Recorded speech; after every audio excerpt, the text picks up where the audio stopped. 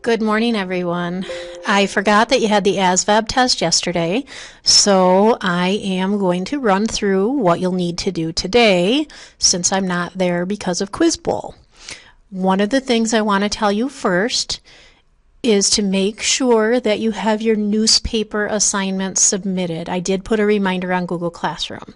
I'm going to move right into your database assignment for today. Your first one is working with database tables. We've finished all of our notes.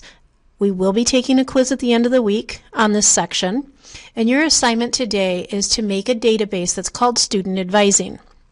And make sure when you save it that you also put your name in the file. We are going to be creating 2 tables for this assignment.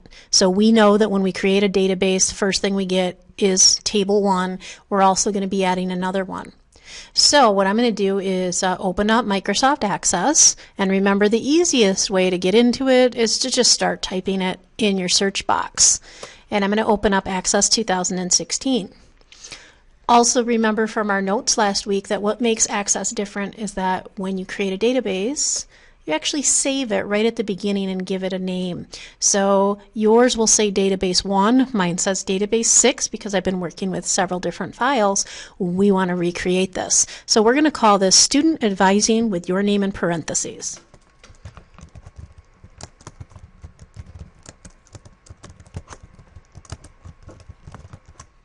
And now I'm going to click the Create button.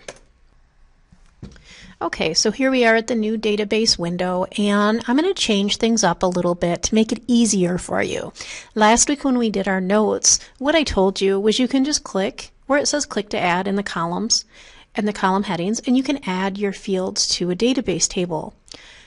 What I'm going to prefer for you to do, and really the only way you can work with some of the things in today's assignment, is to work with it in what we call the design view. And there are 2 ways to get into design view. You can right click on the name of the table in the navigation panel and choose design view. Up above in the home tab, you can also click on view and choose design view from there, either way. That will bring you to this window, and this will be much easier for you to work with. Okay, so our first field on the handout is Student ID. The handout tells you that it's a short text field and the field size is 4, and it's also the primary key. So primary key, if you can take a look on the screen, is your first field. So we're set with that. We do need to change the field name to Student ID.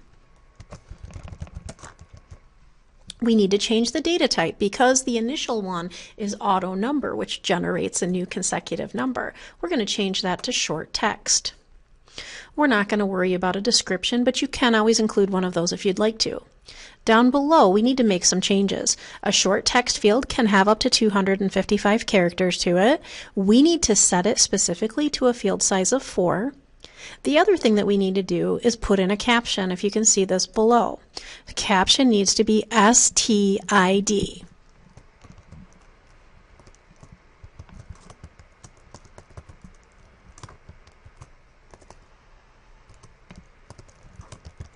I was struggling a little bit there with my capital letters.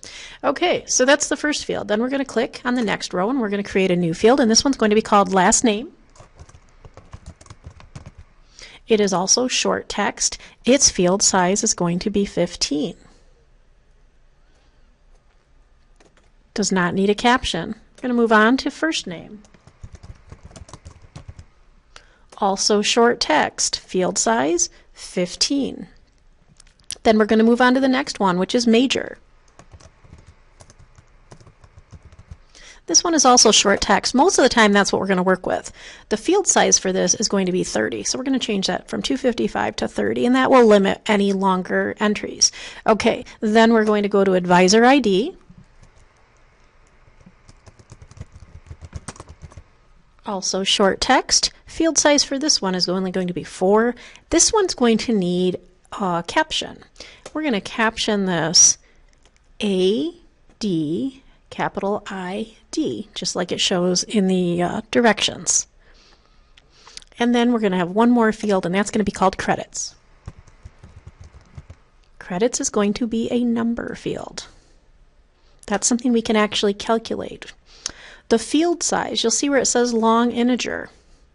You're going to click on that. And you're going to change it to integer so we have a shorter one. This is all designed, so what we can do at this point is close the table. It'll ask if you want to save changes, which you do. What we do not want to do is leave it as table 1. So at this point, we can just right-click on the left-hand side and choose rename. It does need to be called students. Okay. Then we need to set up another table. So what we're going to do is go under the Create tab. We're going to choose Table. There it is. Now it's called Table 1. We're going to do the same thing. We're going to go into Design View. That's the easiest way to work with it. So we'll right-click, choose Design View, or use the button in the Home tab. We might as well just call it right now. Instead of leaving it as Table 1, we're going to call this Faculty. The primary field is Faculty ID, so that's the first one. It is a short text field, so we have to change it from auto number. And its field size is going to be 4. We need to put a caption. So where the caption is, we're going to call it FAC, capital I, capital D.